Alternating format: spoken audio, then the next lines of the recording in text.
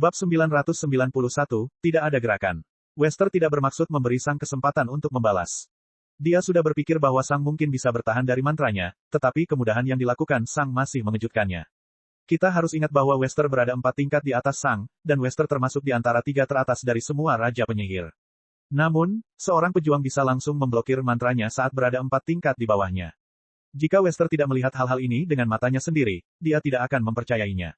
Itu terlalu konyol. Biasanya, semakin kuat seseorang, semakin sedikit level yang bisa dilompati karena semua orang sama hebatnya. Namun, tampaknya, hal itu tidak berlaku bagi Sang. Faktanya, kekuatan pertempuran relatifnya bahkan meningkat. Sang melihat mantra mana yang digunakan Wester, dan dia hanya menunggu sambil menyeringai. Sesaat kemudian, waktu, ruang, dan gravitasi membeku. Domain telah diaktifkan. Pada saat yang sama, fokus barat melepaskan sinar petir yang kuat, yang langsung melesat ke arah Sang. Ding, tapi sama seperti sebelumnya, pancaran sinar itu terhalang oleh puluhan senjata. Ketika Wester melihat itu, pikirannya hampir berhenti. Bagaimana mungkin seorang pejuang bisa menghadapi mantra paling kuat yang bisa diakses oleh Raja Penyihir, yaitu domain. Sang seharusnya membeku pada waktunya. Dan kemudian, Wester melihat domain di sekitar Sang. Sama seperti setiap mantra, domain juga terbuat dari mana, dan dengan domain entropi, domain tersebut juga menjadi tidak berguna. Ketika Wester melihat domain entropi Sang, dia menjadi frustrasi pada dirinya sendiri. Sekarang dia benar-benar melihat dan merasakan efeknya, dia secara otomatis membandingkannya dengan domain kekejian. Kenapa dia tidak menghubungkannya lebih awal? Tentu saja, karena kekuatan kekejian, mantra domain menjadi tidak berguna. Untuk melewati domain kekejian, seseorang perlu memfokuskan banyak mana pada satu titik kecil. Mantra apapun yang mencoba menyerang atau membatasi kekejian dengan memasukkan mereka ke dalam mana pada dasarnya menjadi tidak berharga. Mungkin bahkan Kaisar Penyihir pun tidak bisa menghentikan Sang dengan cara ini. Ketika Sang melihat seringai serius Wester, dia tertawa.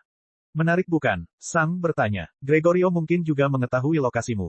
Kamu telah melepaskan beberapa mantra. Namun, dia belum menunjukkan dirinya. Wester menyipitkan matanya saat dia menyiapkan beberapa mantra lainnya. Saya pikir dia ragu-ragu, kata Sang. Pada saat itu, 18 bola petir, logam, dan cahaya muncul di sekitar Sang.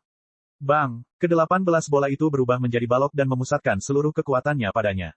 Siapa? Tiba-tiba, domain Sang meluas sedikit, mencakup semua sinar, dan dalam sekejap, semuanya berubah menjadi mana netral. Ketika Wester melihat itu, matanya terbuka lebar karena terkejut. Ayo, itu adalah 18 mantra asli. Ini bukanlah mantra sekali pakai yang diluncurkan Wester dengan santai. Tidak, ini adalah mantra sebenarnya yang dia gunakan dalam pertarungan melawan Raja Penyihir yang kuat. Mereka menggunakan konsep petir sejati, konsep logam tingkat 6, logam sejati, dan konsep cahaya abadi tingkat 6. Kecepatan, kekuatan penetrasi, dan kekuatan ledakan mereka sangat kuat. Untuk sementara, Wester tidak dapat memahami apa yang baru saja dia saksikan. Tampaknya secara fisik mustahil. Dan kemudian, Wester menyadari sesuatu. Sang telah kehilangan salah satu tentakelnya. Itu adalah salah satu yang berakhir dengan dongeng. Akhirnya Wester mengerti apa yang terjadi. Jika para kekejian bisa mengorbankan bagian tubuh mereka untuk peningkatan kekuatan, Sang mungkin bisa melakukan hal yang sama. Pada saat itu, Wester menyadari bagaimana Sang mampu bertahan 2 detik melawan Raja Penyihir di bendera pembela di masa lalu. Sejak pertarungan dimulai, Sang bahkan belum beranjak dari tempatnya. Dia bahkan belum melancarkan satu serangan pun. Gregorio tidak yakin apa yang harus dia lakukan, Sang terus berbicara seolah tidak terjadi apa-apa. Saya pikir dia tahu bahwa kami sedang bertarung saat ini. Saat berikutnya, 6 batang logam raksasa muncul di sekitar Sang, dan mulai berputar dengan cepat. Saat berputar, mereka melepaskan sambaran petir yang kuat, yang menghubungkan jeruji satu sama lain. Dalam sekejap, Sang dikelilingi oleh bola petir yang kuat dan agresif. Bersinar, tiba-tiba, semua jeruji berhenti berputar dan menunjuk ke arah Sang. Bang! Dan menembak ke arahnya. Saat domain entropi meliputi jeruji, semua petir melemah, tapi itu bukanlah inti serangannya. Petir telah digunakan untuk mempercepat jeruji, meningkatkan kekuatannya. CRK. Jantung Wester hampir berhenti berdetak. Apa yang baru saja dia lihat? Baru saja, Sang menendang 2 jeruji, menangkap 2 jeruji di tangannya, dan menangkis 2 jeruji terakhir dengan beberapa tentakelnya. Dan dia masih belum beranjak dari tempatnya. Haruskah dia membantuku? Haruskah dia menghancurkanku? Saya pikir dia tidak yakin apa yang harus dia lakukan, kata Sang sambil tertawa. BOOOOM. Detik berikutnya, Wester melepaskan seberkas cahaya apokaliptik. Itu adalah mantra target tunggal terkuat milik Wes. Itu menggunakan mana dalam jumlah besar, dan memfokuskan seluruh kekuatannya hanya pada satu titik. Domain entropi Sang bahkan tidak akan mampu menghilangkan 10% kekuatannya. Itu sangat cepat sehingga Sang tidak mungkin bisa menghindarinya. Itu sangat kuat sehingga bisa menembus berapapun anggota tubuh yang Sang letakkan di depannya. Kemudian, sesuatu bergerak antara Sang dan balok itu. Ding! Boom! Tiba-tiba, Wester merasakan mananya terkuras lebih dari 30%. Apa? Bagaimana mantra miliknya tiba-tiba membalasnya? Sementara itu, Sang hanya terkekeh sambil memindahkan tentakel dengan pedang kolosal kembali ke posisi semula. Sang telah menggunakan salah satu teknik lamanya, refleksi. Sayangnya, untuk mendapatkan kekuatan untuk melakukannya, dia harus mengorbankan satu tentakel lagi, sehingga dia hanya memiliki sekitar 30. Itulah sebabnya dia membiarkan kita bertarung, Wester, kata Sang. Satu sisi mewakili tujuan tanpa pamrih untuk melindungi dunia. Sisi lain mewakili tujuan egois yaitu mengorbankan dunia demi dirimu sendiri. Dia tidak yakin, Wester. Dia tidak tahu harus berbuat apa. Sang tertawa kecil lagi, dan itulah mengapa dia membiarkan kita memutuskan. Tapi jauh di lubuk hatinya, dia tahu apa yang akan terjadi.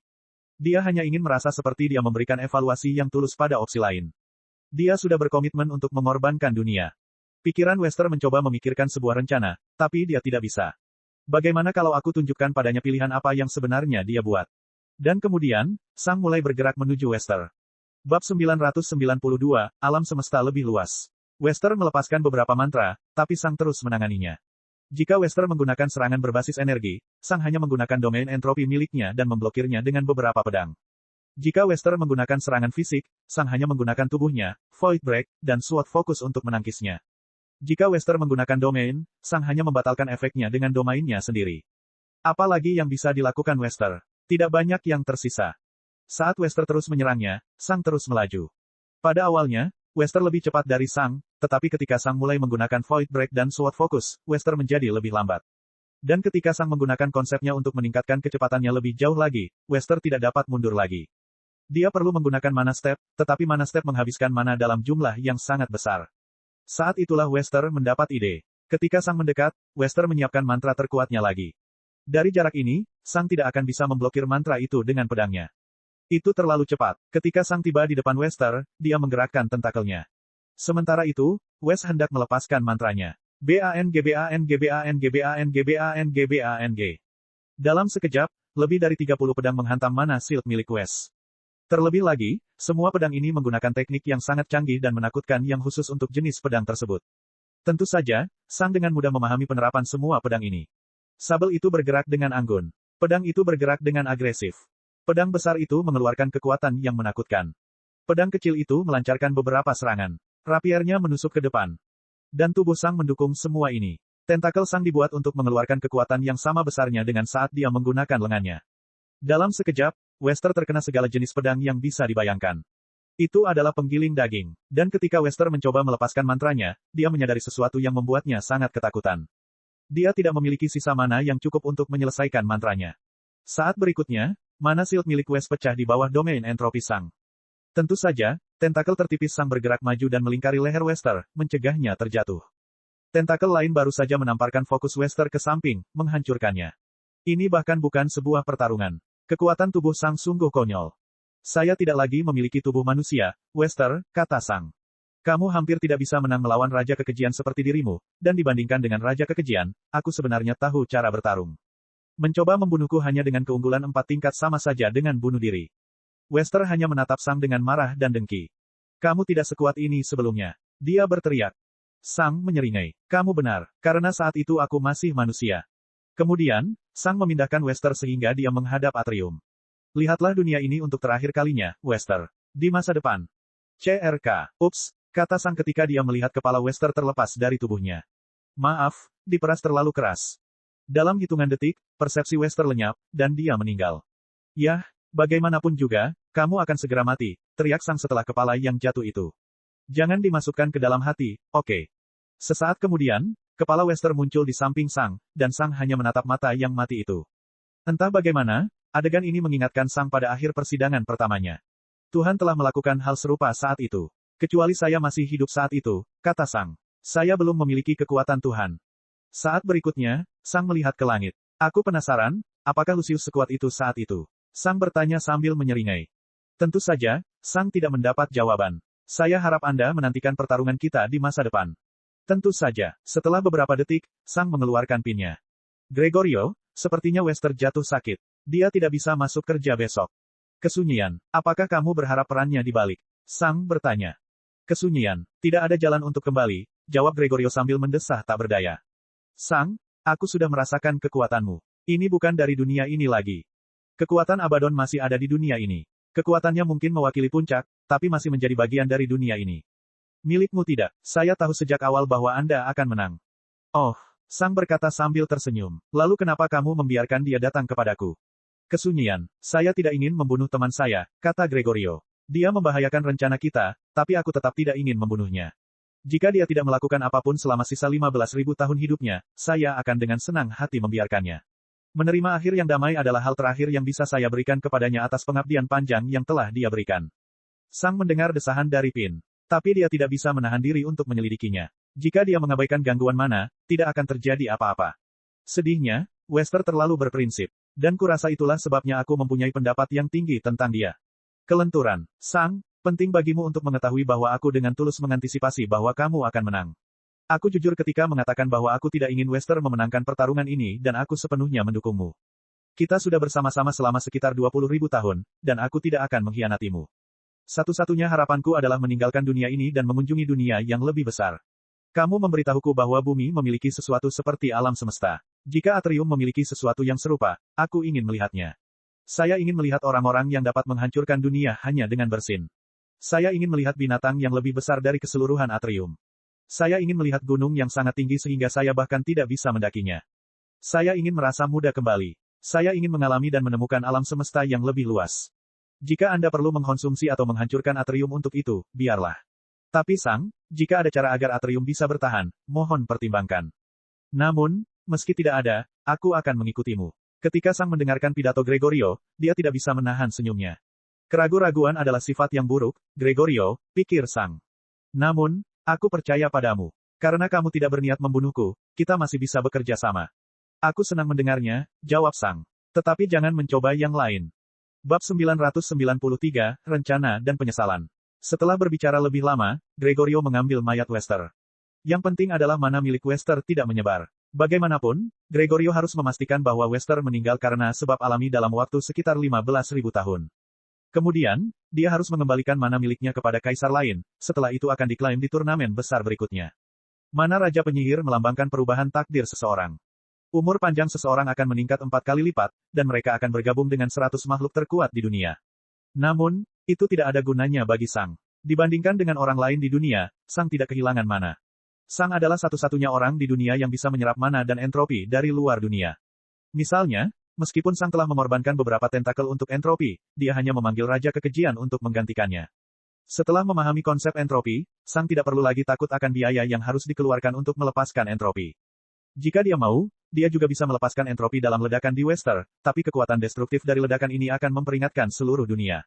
Saat itu, Sang akan mati. Sang sangat percaya diri dengan kekuatannya, tetapi dia masih tahu bahwa dia belum bisa melawan kaisar manapun.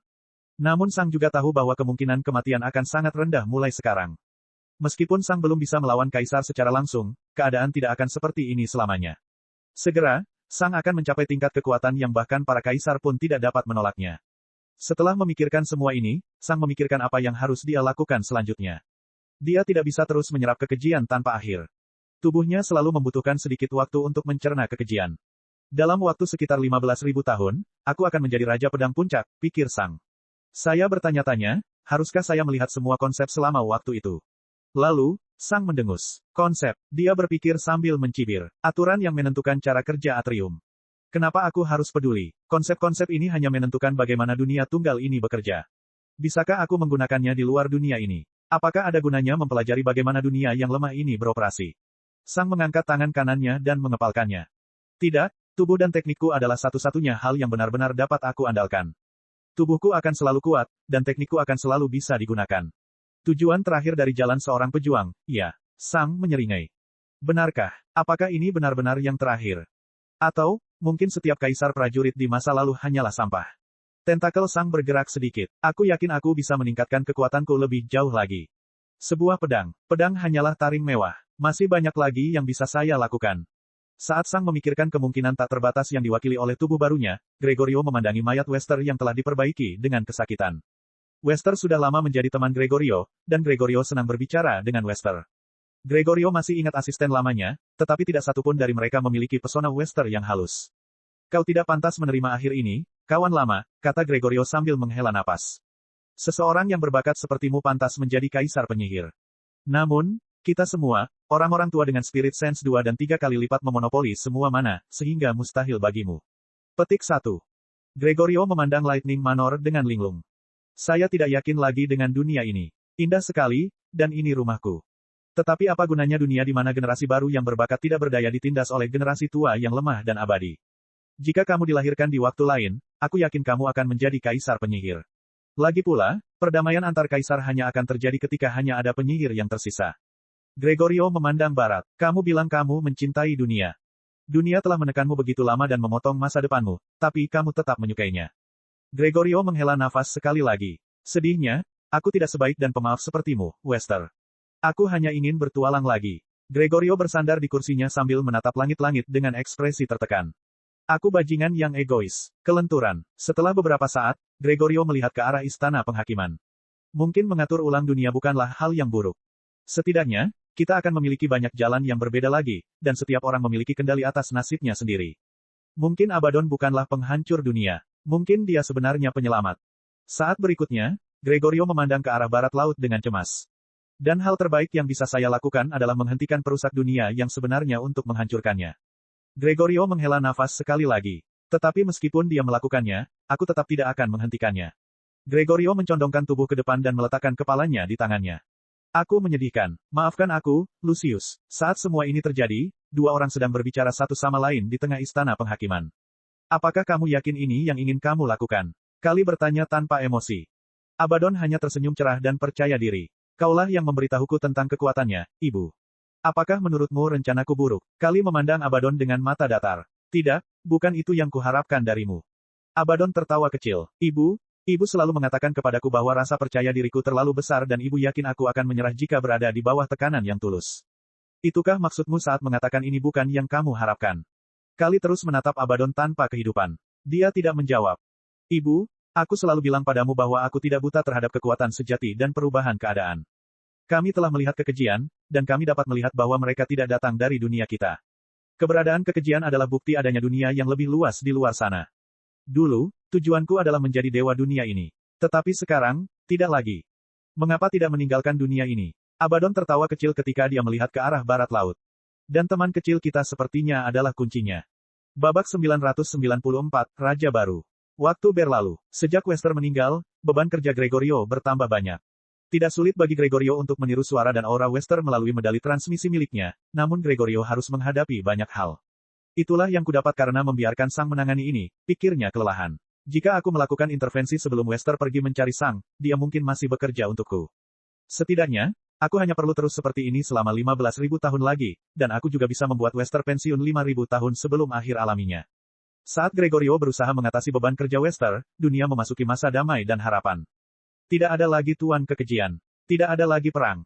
Tidak ada lagi Sang. Perang telah berlangsung selama lebih dari 20.000 tahun, yang berarti beberapa generasi penyihir leluhur telah lahir dan mati selama perang. Penyihir leluhur bisa hidup selama 5.000 tahun, dan 4 generasi di antaranya lahir dalam perang dan mati saat perang masih berkecamuk. Hanya Raja Penyihir dan Raja Penyihir tertua yang dapat mengingat masa sebelum perang. Namun kini, perang akhirnya usai. Dan yang lebih baik lagi, situasi yang memburuk dengan kekejian juga telah berakhir. Para penyihir leluhur dan yang lebih kuat mengetahui tentang anak bencana, dan mereka tahu bahwa anak bencana belum meningkat kekuatannya dalam waktu yang lama. Tidak ada yang tahu siapa anak bencana itu, tapi mereka tahu bahwa anak bencana itu harus berusia sekitar 25.000 tahun atau bahkan lebih. Ini menciptakan 3 kemungkinan, dan semuanya tidak seburuk itu. Pertama, anak bencana hampir kehabisan umur panjang. Kedua, anak bencana telah meninggal. Ketiga, tidak pernah ada anak bencana kali ini, dan kekejian baru saja meningkat kekuatannya secara alami. Semua kasus ini tidak menjadi masalah karena permaisuri kematian telah menemukan cara untuk menyingkirkan kekejian yang paling kuat. Dengan waktu yang cukup, dia mungkin juga akan menemukan cara untuk menghadapi kekejian yang lebih lemah.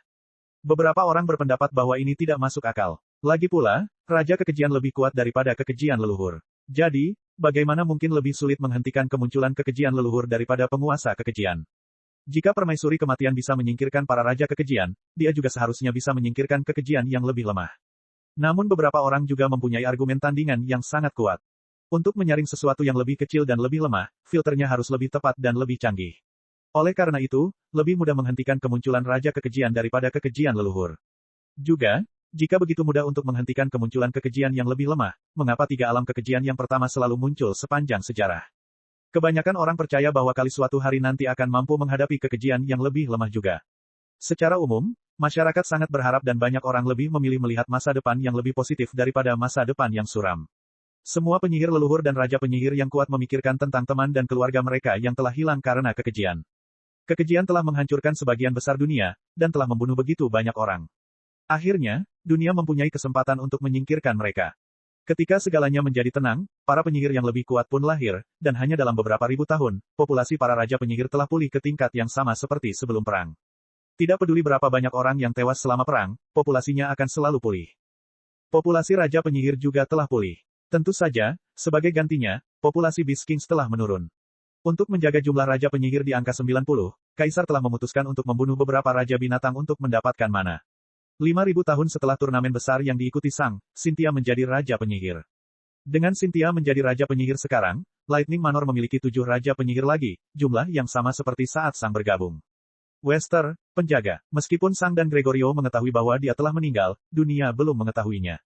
Kiran, raja bencana, Sarah, ratu cahaya bintang. Amarius, raja cahaya fajar. Emilia, ratu iblis hati. Eluril, raja ruang hampa. Cynthia, ratu arktik. Departemen-departemennya juga telah berpindah. Ratu Cahaya Bintang memberikan Departemen Pengintaian kepada Raja Ruang Hampa dan mengambil alih Departemen Penguatan. Ratu Cahaya Bintang juga memberikan Departemen kedua yang dia jalankan selama beberapa waktu, Departemen Penelitian, kepada Ratu Arktik. Setelah menjalankan beberapa departemen selama lebih dari 20.000 tahun, Ratu Cahaya Bintang akhirnya mendapatkan kedamaian dan ketenangan. Selain itu, dia juga telah membuktikan bahwa keahliannya sangat berharga, itulah sebabnya dia mendapat Departemen terpenting kedua setelah Departemen Administrasi. Jika Raja Penyihir dari Departemen Penguatan tidak melakukan tugasnya dengan baik, Istana Petir tidak akan mendapatkan Raja Penyihir baru. 20.000 tahun yang lalu, Ratu Cahaya Bintang adalah Raja Penyihir terbaru, dan dia harus membuktikan dirinya dengan departemen yang tidak penting seperti pengintaian. Dan sekarang, dia akhirnya mendapatkan posisi yang berharga. 20.000 tahun yang lalu, Ratu Primordium menjalankan Departemen Penguatan. Ratu Primordium jauh lebih kuat daripada Ratu Cahaya Bintang saat itu. Tapi sekarang, Ratu Cahaya Bintang hampir bisa menggunakan mantra domain. Dan ketika dia akhirnya menguasainya, dia bisa menyaingi Ratu Primordium dari masa lalu. Seiring berjalannya waktu, yang baru menggantikan yang lama. Namun, semua Raja Penyihir juga tahu bahwa perubahan besar akan segera terjadi. Mereka tahu bahwa Kustodian akan segera meninggal. Untungnya, mereka sudah menentukan penerus yang layak. Kiran, Raja Bencana. Meskipun Kiran tidak sekuat Kustodian, dia bisa menggunakan mantra domain, dan dia masih memiliki sisa waktu lebih dari 40.000 tahun. Dengan sedikit keberuntungan, dia bahkan mungkin masuk 5 besar dari semua Raja Penyihir. Lightning Manor mulai pulih. Masa-masa buruk telah berakhir. Mulai sekarang, dunia akan pulih. Akhirnya, masa-masa kelam telah berakhir. Babak 995, Raja Pedang Puncak. Tahun-tahun berlalu. Akhirnya, penjaga itu mundur dari kesibukan seorang raja. Selama 5.000 tahun terakhir hidupnya, dia ingin berkeliling dunia dengan damai dan hidup di antara orang-orang yang lebih lemah. Beberapa Raja Penyihir ingin mengadakan upacara perpisahan untuknya, tapi Wester baru saja membatalkannya. Dan begitu saja, salah satu Raja Penyihir terkuat telah mundur dari dunia. Raja Bencana mengambil alih sebagai kustodian baru dan kepala Departemen Administrasi. Amarius, Raja Cahaya Fajar, sekarang menjalankan 2 departemen. Departemen Angkatan dan Departemen Diplomasi. Sejak seluruh perang dimulai, Departemen Diplomasi tidak lagi relevan karena pada dasarnya tidak ada yang perlu dibicarakan dengan kerajaan lain. Secara teknis, Departemen Angkatan Darat juga bertanggung jawab untuk berperang, namun karena besarnya perang, semua departemen telah menjadi bagian darinya, dan orang-orang setuju bahwa Ratu Cahaya Bintang telah melakukan pekerjaan luar biasa. Dibandingkan dengan Wester, Kiran tidak banyak bicara dan tertarik bersosialisasi. Kiran, Raja Bencana, jarang mengunjungi leluhur, dan pada dasarnya dia hanya muncul jika leluhur menginginkan sesuatu. Sekitar 3.000 tahun kemudian, Wester resmi meninggal. Lightning Manor berduka atas kehilangan salah satu Raja Penyihir paling bergengsi dan terkemuka. Jika Wester tidak lahir di era ini, dia mungkin adalah Raja Penyihir terkuat. Sayangnya, Wester tidak bisa dibandingkan dengan Raja Kematian yang disucikan. Raja Penyihir tertua dari Lightning Manor sekarang adalah Emilia, Ratu Iblis Leard. Dia mungkin akan mati dalam 10.000 tahun ke depan. Namun, dibandingkan dengan kematian Wester, tidak banyak orang yang peduli pada Emilia. Sejak Emilia menjadi Raja Penyihir, dia hanya melakukan hal minimal saja. Jika dia adalah seorang Mage Lord, dia sudah lama diturunkan menjadi Bolt normal tanpa banyak tanggung jawab. Sedihnya, sebagai Raja Penyihir, Lightning Manor terpaksa memberinya posisi penting.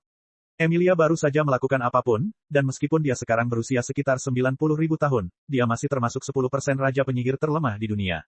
Dan dibandingkan dengan mendiang raja segudang, dia tidak memberikan kontribusi apapun. Setelah 3.000 tahun berikutnya, Lightning Manor menyambut raja penyihir baru. Ratu Kristal Petir, Verona. Di masa mendatang, dia akan mengikuti Amarius dan belajar darinya. Verona memiliki aura yang cukup percaya diri namun kompeten di sekelilingnya.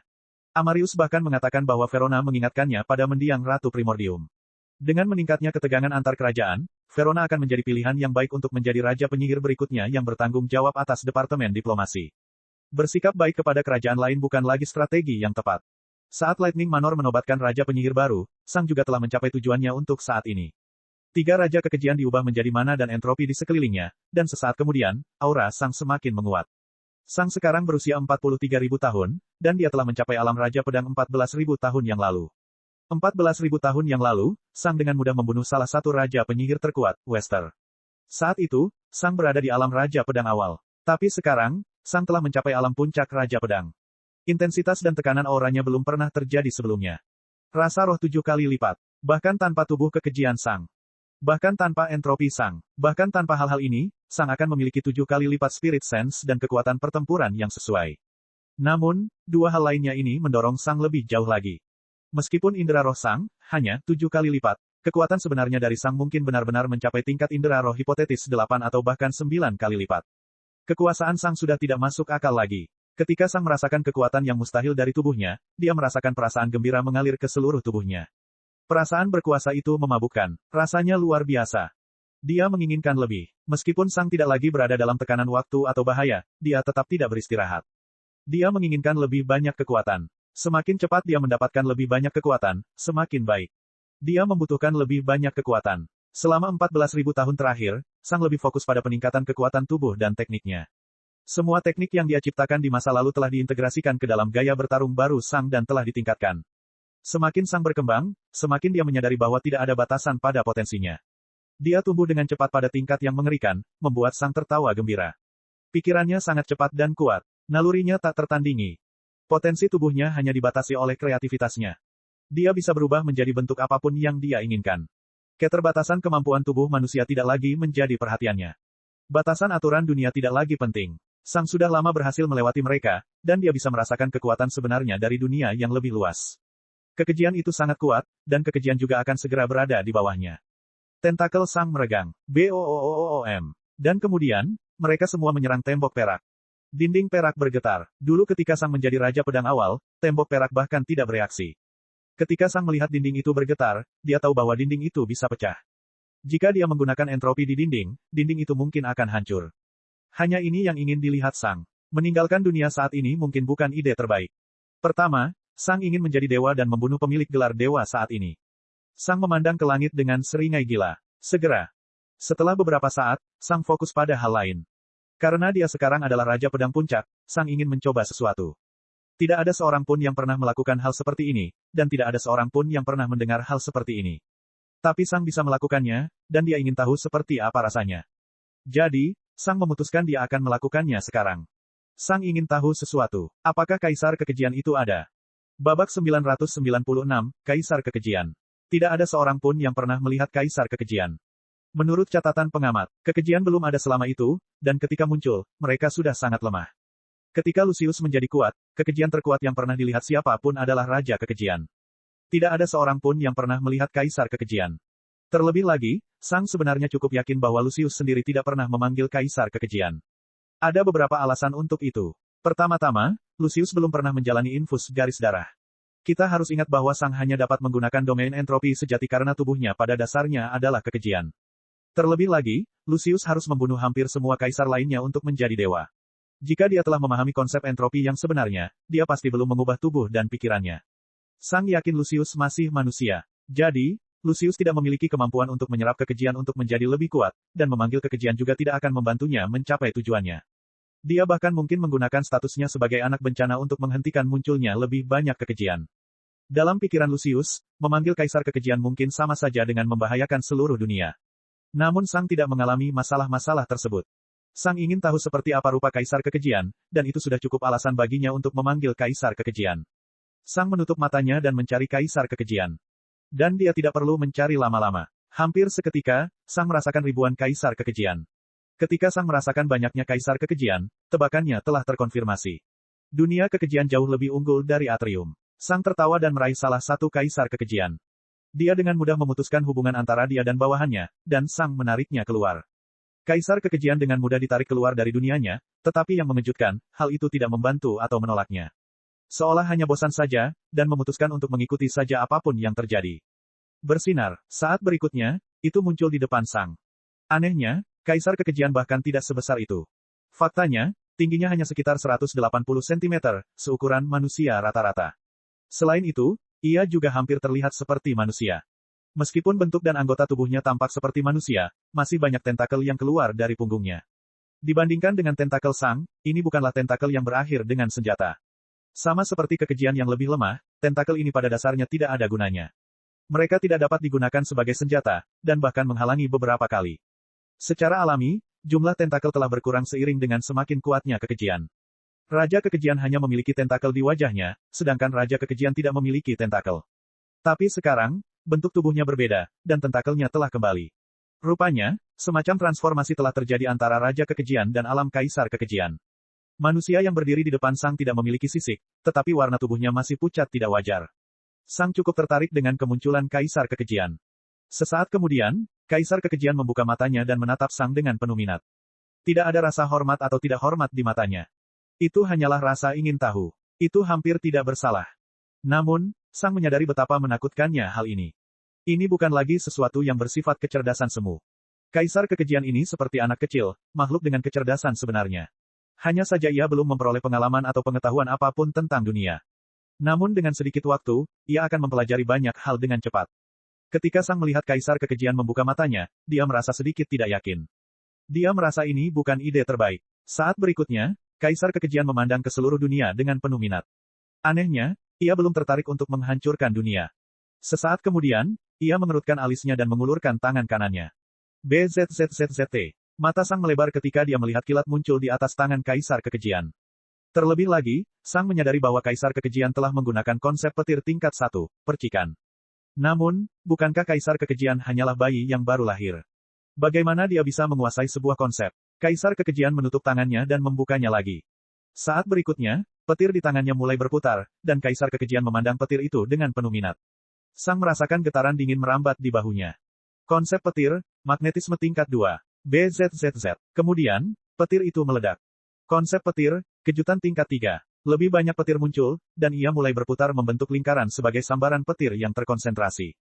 Konsep petir tingkat 4, baut. Saat itu, Sang merasakan sesuatu yang menakutkan. Baru saja, kaisar kekejian tidak merasa terlalu berbahaya bagi Sang. Ini hampir tidak terasa seperti sebuah masalah. Beberapa serangan bagus, dan kaisar kekejian akan lenyap. Namun, ketika kaisar kekejian terus memahami konsep, perasaan ancaman yang muncul dengan cepat semakin meningkat. Saat berikutnya, petir di tangan kaisar kekejian berubah warna, dan Sang menarik napas dalam-dalam. Konsep petir tingkat 5, petir itu sendiri. Sang dapat merasakan bahwa kaisar kekejian dengan cepat berubah menjadi sesuatu yang dapat melawannya. WHOOOM. Sang mengaktifkan domain entropinya. Dia harus menghentikan kaisar kekejian sekarang. Kaisar kekejian memandang Sang dengan penuh minat sebelum mengerutkan alisnya. Saat berikutnya, Sang merasakan tekanan apokaliptik menghancurkan tubuhnya, membuatnya sangat sulit untuk bergerak. Sang mengertakkan gigi, dan 10 tentakelnya berubah menjadi ketiadaan. BOOOOM. Luka besar melanda dunia, dan tekanan pada Sang menjadi semakin lemah. Sesaat kemudian, Sang melihat tubuh kaisar kekejian yang terbelah sebelum domain entropi miliknya sepenuhnya mengubahnya menjadi mana dan entropi. Sang menarik napas dalam-dalam dan menggunakan entropi dan mana untuk menumbuhkan kembali anggota tubuhnya sebelum mengantongi sisanya. Benar saja, kaisar kekejian benar-benar berbahaya. Babak 997, keputusasaan. Sang terus berlatih dan menyempurnakan gaya bertarungnya. Saat ini, dia telah menemukan beberapa cara untuk memperkuat dirinya lebih jauh lagi, dan dia yakin bahwa beberapa dari hal-hal ini berada pada level yang sama dengan tujuan akhir para pejuang. Dunia telah ada sejak lama, dan banyak orang telah menemukan jalan menuju puncak. Namun, Sang juga yakin bahwa tidak semua jalur yang memungkinkan telah dieksplorasi secara maksimal. Dunia dapat menampung lebih banyak hal, dan Sang tahu bahwa dia dapat menciptakan lebih banyak hal baru. Saat ini, Sang bahkan sedang memikirkan bagaimana dunia sebenarnya bisa mendukung beberapa ciptaan Sang. Sang tahu bahwa dunia bekerja berdasarkan aturan tertentu, dan banyak kemampuan yang dapat digunakan dengan dukungan dunia. Misalnya, Ketika Sang menggunakan World Connection, secara teknis dia tidak mengenai musuhnya. Dunia itu sendiri meniru serangan fisik Sang dan menyerang lawannya. Jika dunia tidak mendukung Sang, Sang tidak akan bisa menyerang seseorang dengan serangan seperti ini.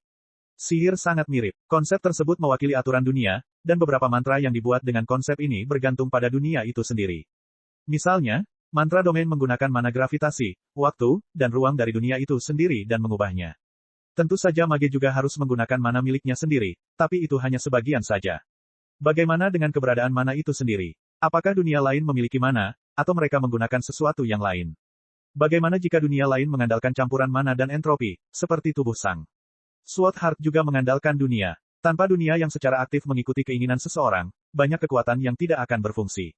Dan dengan banyaknya kekuatan baru Sang, dia melihat dunia juga melakukan hal yang sama. Cukup mengejutkan. Sang sangat yakin bahwa beberapa hal yang dia temukan belum pernah ditemukan sebelumnya. Jadi, bagaimana dunia mengetahui cara membalas kemampuan ini? Apakah ini hal yang otomatis, atau memang Tuhan yang melakukan hal ini? Tidak, itu jelas bukan dia, pikir Sang sambil mendengus. Berarti itu hal yang otomatis. Sesuatu seperti ini cukup mengesankan, tapi wawasan Sang telah diperluas. Siapa yang peduli dengan cara kerja dunia yang lemah ini? Salah satu dari ribuan kaisar kekejian bisa mengakhirinya. Dari apa yang dilihat Sang, ia akan memahami semua konsep dalam hitungan menit, menjadi tidak dapat diserang, dan kemudian menghancurkan semua mana. Apakah ini tujuan akhir dari kekejian? Baru saja memperkenalkan kaisar kekejian ke dunia. Itu pasti mungkin. Bagaimanapun, alam ke-9 mewakili alam tertinggi di dunia, kecuali dewa. Di depan kekejian, Atrium bahkan tidak bisa menahan diri. Bersinar, Sang menebas dengan salah satu tentakelnya, meninggalkan robekan hitam di udara. Sesaat kemudian, seluruh mana di sekitar Sang tersedot ke dalam air mata hitam. Sang hanya memandang dengan mengejek air mata hitam yang menyerap mana. Ini bukanlah salah satu teknik Sang. Ini hanyalah akibat dari Sang yang menjadi terlalu kuat. Dengan menggunakan seluruh kekuatannya dan secara aktif menargetkan kenyataan, Sang dapat menciptakan robekan dalam kenyataan, yang akan terus menyerap mana tanpa batas. Dunia ini sangat lemah. Aku bahkan belum berada di alam ke-9, dan aku sudah bisa menghancurkannya. Dunia yang menjijikkan. Sang memperhatikan dengan jijik saat air mata perlahan mulai menutup. Butuh waktu hampir 10 detik penuh untuk menutup sepenuhnya air mata, yang sungguh menyedihkan di mata Sang. Setiap kali Sang bergerak atau melakukan sesuatu, dia merasa harus berhati-hati, jangan sampai dia secara tidak sengaja merusak atrium kecil yang malang itu. Sepertinya Sang harus berjalan di atas kulit telur sepanjang waktu. Dia membencinya. Dia membenci dunia ini karena begitu lemahnya. Meski demikian, Sang harus menunggu sekitar 8.000 tahun lagi. Yah, dia tidak perlu melakukannya, tapi dia ingin melakukannya. Setiap kali Sang memikirkan masa depan, dia harus tersenyum. Kalian para kaisar sudah cukup lama menyusahkan. Kamu mencoba yang terbaik untuk membunuh dan menindasku, dan setelah sekian lama, aku akhirnya bisa membalas dendam. Menjadi kaisar pedang, Sang menyeringai. Tidak, itu akan membosankan. Saya ingin membuat mereka kehilangan semua harapan. Aku ingin mereka mencoba segalanya untuk membunuhku. Aku ingin memberi mereka harapan sebelum menghancurkannya. Saya menang melawan Wester dengan kerugian 4 tingkat. Jadi, kenapa aku tidak bisa menang melawan salah satu kaisar penyihir tak berguna yang memiliki kelemahan 5 tingkat? Wester sudah mengetahui banyak konsep level 6, dan kaisar penyihir baru mengetahui beberapa konsep lagi. Tapi apa gunanya memiliki konsep level 6? Apa gunanya?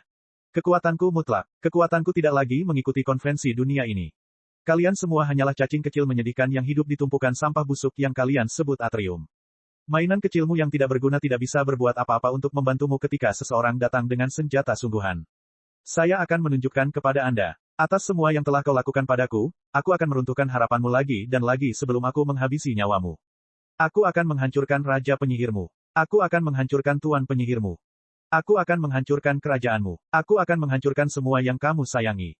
Aku akan menyingkirkan dunia kemanusiaan ini, dan selagi aku berada di sana, sebaiknya aku juga menyingkirkan semua kehidupan lain di dunia ini. Dan aku bahkan tidak melakukan ini untuk konsep kematian level 6. Aku melakukan ini hanya karena kalian semua ingin menyelamatkan atrium. Kalian semua mencoba mengambil nyawaku dariku. Jadi, aku akan mengambil semua yang kamu cintai darimu. Sang tidak bisa berhenti tersenyum bahagia. Rasanya luar biasa. Dia sangat bersemangat. Hanya sekitar 8.000 tahun lagi. Dalam 8.000 tahun lagi, dia akhirnya bisa mengubah kehidupan kaisar penyihir menjadi dunia yang penuh keputusasaan dan keputusasaan. Bab 998, Akhir Diam. 998 Bab 998 Akhir yang Hening. Tahun-tahun berlalu. Saat ini, dunia telah pulih sepenuhnya. Kecuali beberapa raja binatang buas yang telah dikorbankan demi raja penyihir, dunia telah pulih sepenuhnya. Meskipun perang secara teknis masih berlangsung, belum ada seorang pun yang benar-benar berperang di dalamnya, dan orang-orang bahkan tidak memikirkannya. Tidak pernah ada pertempuran apapun selama ribuan tahun. Perang itu bahkan tidak terasa seperti ada. Kecuali kekejian, dunia menjadi damai kembali. Namun, keberadaan kekejian sudah menjadi hal yang lumrah bagi semua orang. Sementara para raja kekejian telah berhenti muncul, kekejian leluhur dan yang lebih lemah masih terus muncul, namun mereka telah muncul dalam waktu yang lama sehingga bahkan para raja penyihir pun tidak dapat mengingat waktu sebelum mereka. Dan jika para raja penyihir tidak pernah menyaksikan dunia tanpa kekejian leluhur, bagaimana perasaan orang-orang yang lebih lemah? Selalu seperti ini. Tentu saja, kemunculan kekejian memberi dunia perasaan kiamat tertentu, namun permaisuri kematian mewakili harapan. Dia sudah berhasil menyingkirkan Abomination Lord. Pada titik tertentu, dia juga bisa menyingkirkan kekejian leluhur.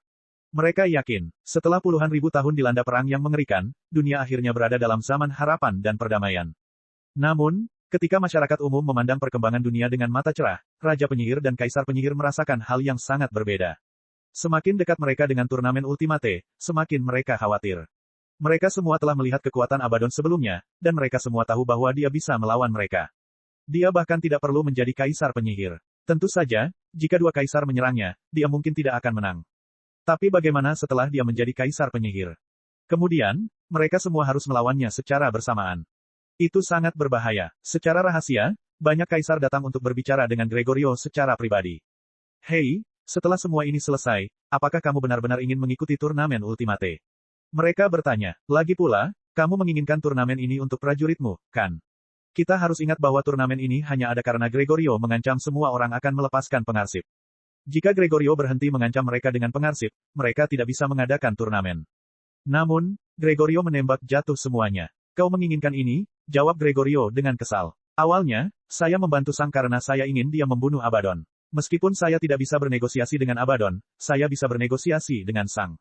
Aku ingin Sang membunuh Abaddon, memberinya beberapa raja dan kaisar sehingga dia bisa menjadi dewa, dan membuatnya menghadapi kekejian. Tetapi karena kamu, dia terus menghancurkan dirinya sendiri hingga dia menjadi sesuatu yang bahkan tidak kukenal lagi. Bagaimana aku bisa menghentikan orang seperti itu untuk menghancurkan dunia?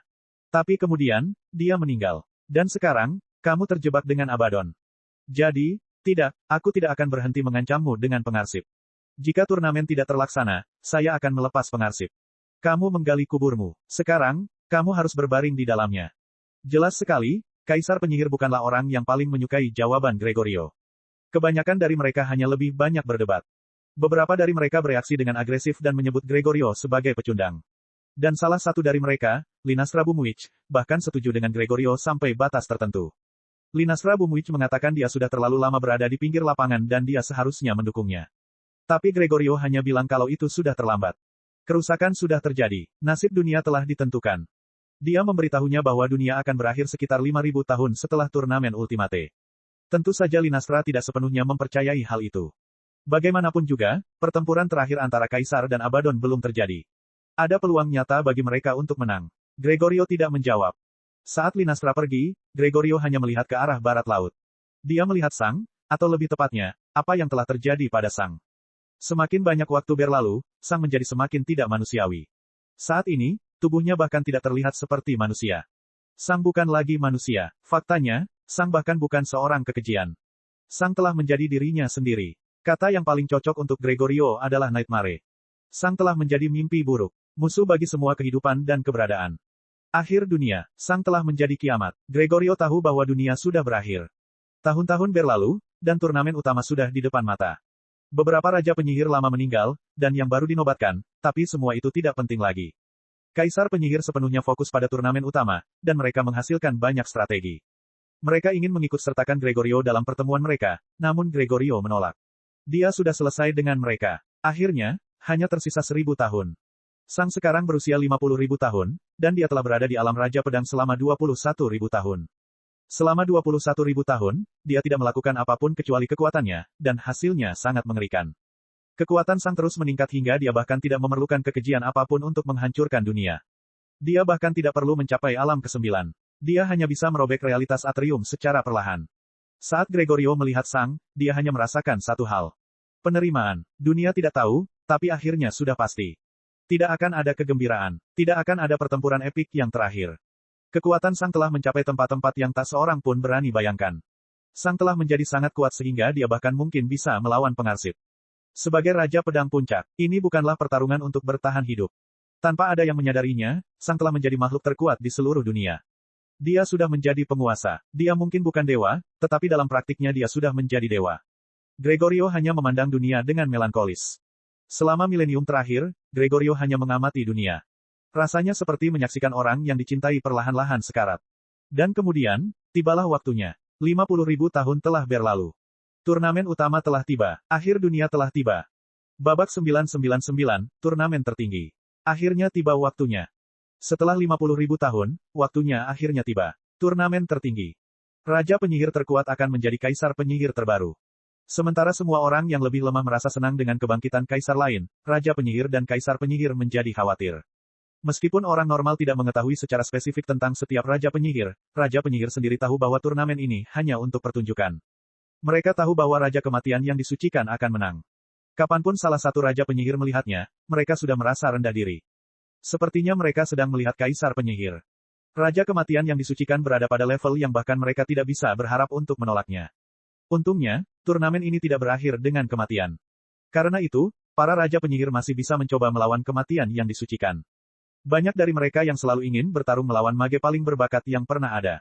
Karena kematian Raja yang disucikan, Kaisar penyihir memutuskan untuk tidak mengadakan turnamen di dalam Kekaisaran Istana Penghakiman.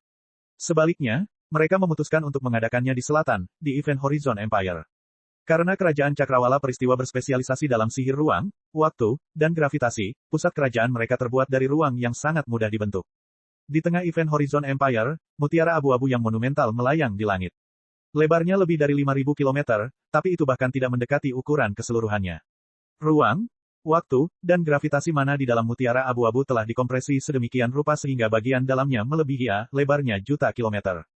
Sayangnya, mana yang melengkung di dalam mutiara membuatnya mustahil untuk memahami konsep apapun. Mutiara ini disebut Horizon, yang memberi nama pada Event Horizon Empire. Di satu sisi, ini mirip dengan kenyataan yang pernah dialami Sang. Kekaisaran memutuskan bahwa pertempuran terakhir mengenai nasib dunia akan diadakan di sini. Seperti yang dijanjikan, mereka akan mengadakan turnamen dan menyerahkan hadiah Raja Kematian yang disucikan. Dan kemudian, pertarungan terakhir akan terjadi. Abaddon mungkin tidak ingin menghancurkan semua materi di dunia, tapi bagi makhluk hidup, dia mungkin sama berbahayanya dengan kekejian. Setelah Sang meninggal sekitar 25.000 tahun yang lalu, Abaddon menjadi musuh Kaisar Penyihir. Jika mereka berhasil menyingkirkan Abaddon, mereka hanya perlu menghadapi kekejian. Tentu saja, Kali mungkin juga harus mati karena kemungkinan besar dia akan memihak Abaddon. Jadi, sangat mungkin para raja kekejian akan kembali ke dunia. Lagi pula, Kali mungkin telah memasang lingkaran sihirnya untuk meledak kalau-kalau dia mati. Tapi Kaisar Penyihir sudah bersiap untuk itu. 3 dari mereka fokus pada pemahaman lingkaran ajaib yang Kali ciptakan, dan mereka telah mengumpulkan banyak informasi dari lingkaran tersebut. Mereka belum yakin bagaimana lingkaran sihir ini dapat menghentikan kemunculan kekejian, tetapi Kaisar sekarang memiliki arah yang dapat mereka fokuskan. Pada akhirnya, salah satu dari mereka akan mampu menciptakan kembali mantra Kali. Dan kemudian, semua masalah akan terpecahkan. Mereka hanya berharap mampu menahan serangan Abaddon dan membunuhnya. Beruntungnya, Gregorio hanya mengatakan bahwa turnamen tersebut harus diakhiri secara resmi. Artinya, pemenang harus dinobatkan, dan hadiahnya harus diserahkan. Namun, bukan berarti semua orang harus menunggu Abaddon menyerap hadiahnya. Saat itulah nasib dunia ditentukan. Saat turnamen semakin dekat, satu demi satu orang datang. Sebagai pembawa acara, Isis Neweston sudah hadir dan menunggu di tengah horizon bersama calonnya. Kandidat Isis Neweston adalah raja penyihir terkuatnya, seorang pria berpenampilan muda dengan rambut beruban dan mata abu-abu. Gelarnya adalah Raja Keabadian, dan dia termasuk salah satu dari 10 raja penyihir terkuat di dunia. Kaisar pertama yang tiba adalah Nifra Preston, permaisuri Deep Steel. Kandidatnya adalah seorang wanita dewasa dengan rambut abu-abu, biru, dan putih. Ini adalah Ratu Tombak Es. Ratu Tombak Es adalah saingan Wester, dan dialah alasan mengapa Wester selalu berada di posisi kedua atau ketiga di antara para raja penyihir. Ratu Tombak Es adalah salah satu keajaiban langka yang hanya terlihat sekali dalam 100.000 tahun. Dia memiliki 3 kedekatan, es, petir, dan logam. Sekarang, setelah Wester meninggal, Ratu Tombak Es telah menjadi tempat kedua yang tak terbantahkan di antara para raja penyihir. Orang berikutnya yang datang adalah Jenny Greenhouse. Kandidatnya adalah seorang gadis dengan rambut oranye dan biru yang secara alami memiliki ketertarikan ganda antara api dan es. Gelarnya adalah Fury Cold Queen, dan dia termasuk dalam 10 besar Mage Kings. Yang berikutnya datang adalah Linastra Boomwitch, dan kandidatnya adalah seorang pria dengan rambut merah muda dan jubah merah. Gelarnya adalah Raja Sacred Fayem. Dia memiliki afinitas ganda antara api dan cahaya, dan dia termasuk dalam 10 besar raja penyihir. Yang berikutnya datang adalah Binacing bersama calonnya yang berambut sedingin es dan hitam. Dia adalah Ratu Abyss Frost, dan dia memiliki kedekatan ganda antara kegelapan dan es. Dia termasuk dalam 10 besar Raja Penyihir, tapi kemungkinan besar dia termasuk dalam 5 besar. Selanjutnya, Brutus Caesar datang bersama calonnya, seorang pria tegap, tinggi, dan berotot. Gelarnya adalah Raja yang tidak bisa dipecahkan, dan dia memiliki kedekatan ganda antara bumi dan logam.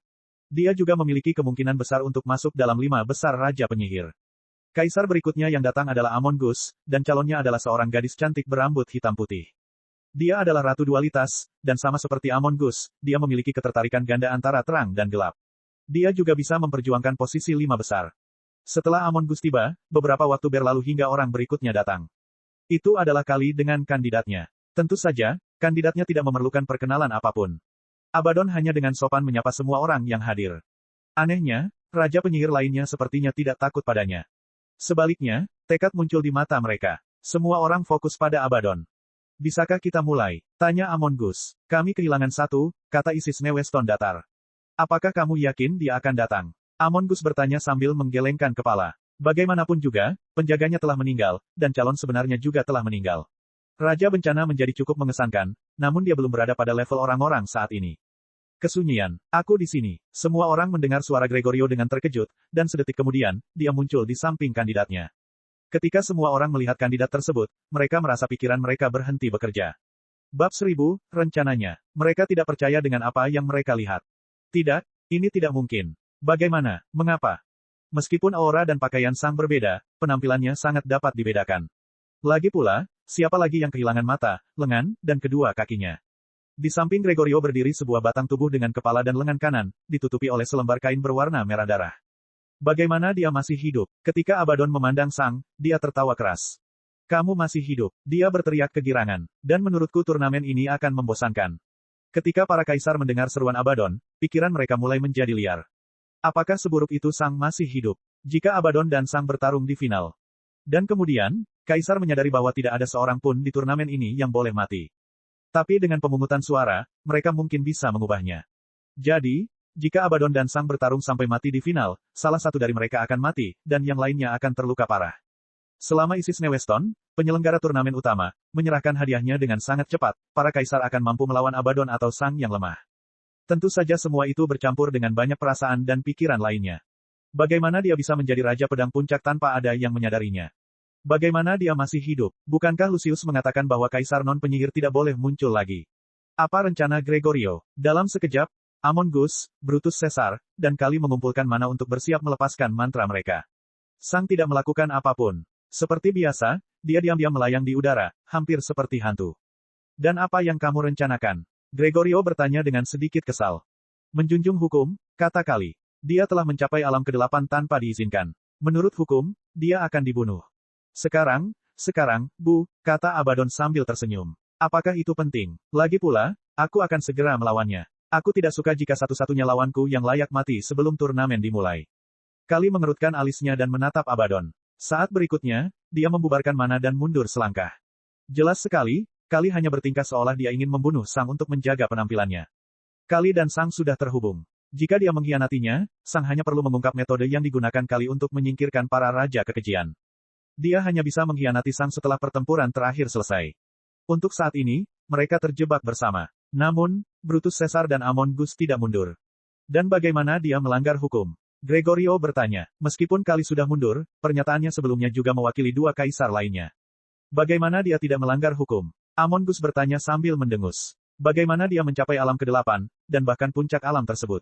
Mengapa saya perlu menjelaskannya? Gregorio bertanya dengan tenang. Kamu harus membuktikan bahwa dia melanggar hukum. Keberadaannya saja sudah cukup bukti, gerutu Brutus Caesar dingin. Bagaimana? Gregorio bertanya. Kalian semua memandang Beast Lord dan Beast Kings dengan paranoia yang tak tertandingi selama ribuan tahun, dan tidak ada hal aneh yang terjadi pada mereka. Kamu terus-menerus memeriksa semua raja penyihir dari semua kerajaan, dan kamu juga tidak melihat ada perbedaan di dalamnya. Melacak semua raja penyihir sangatlah mudah. Juga tidak ada genosida besar-besaran. Selama 28.000 tahun terakhir, Anda bahkan tidak mengeluh tentang apapun satu kali pun. Mencapai alam ke-8 bukanlah hal yang dilarang. Hanya saja dilarang untuk memakan salah satu dari Beast King atau sejumlah besar Beast Lord atau Mage Lord. Jadi, hukum manakah yang dia langgar? Gregorio bertanya. Amongus hanya mendengus. Faktanya, dia mengambil mana dari suatu tempat, dan dilarang mengambil mana sebanyak itu tanpa izin kita. Oke, dari mana dia mengambilnya? Gregorio bertanya. Fakta bahwa dia berada di alam puncak ke-8 berarti dia melakukan hal itu, jawab Brutus. Saya memerlukan bukti lebih dari itu, kata Gregorio. Amongus dan Brutus Caesar menyipitkan mata. Cukup, Isis Neweston berbicara dengan tenang namun penuh wibawa. Kedua kaisar yang marah memandangnya dengan kesal. Kita semua kenal Gregorio, katanya. Dia tidak akan mundur tanpa bukti, dan jika dia begitu percaya diri untuk tampil secara terbuka, itu berarti kita tidak mungkin menemukan bukti. Sebaliknya, kami harus fokus pada turnamen. Sekarang, apakah ini akan menjadi turnamen yang berbahaya atau tidak berbahaya? Dia bertanya. Amongus dan Brutus Caesar memperhatikan apa yang dilakukan Isis dan berhenti mengeluh. Awalnya, tidak seharusnya ada pemungutan suara untuk memilih yang baik atau jahat. Ini seharusnya menjadi turnamen yang tidak berbahaya karena tidak ada kekaisaran yang benar-benar ingin kehilangan raja penyihir mereka yang paling kuat. Semua orang tahu bahwa Abaddon akan menang. Tidak ada gunanya membuang nyawa raja penyihir mereka. Tapi sekarang, segalanya telah berubah. Jahat. Jahat, jahat, jahat, jahat, jahat, jahat, jahat, jahat. Jadi, kita semua sepakat, kata Isis Neweston. 9 suara untuk jahat dan 0 untuk jinak. Turnamen ini secara resmi akan menjadi turnamen jahat. Jika salah satu pihak dalam pertarungan menginginkan pertarungan itu menjadi jahat, maka itu akan menjadi jahat. Semua kaisar penyihir dan raja penyihir fokus pada Gregorio, Kali, Abaddon, dan Sang. Semua ini untuk mereka. Ketika Sang dan Abaddon bertemu, mereka jelas akan memilih yang jahat.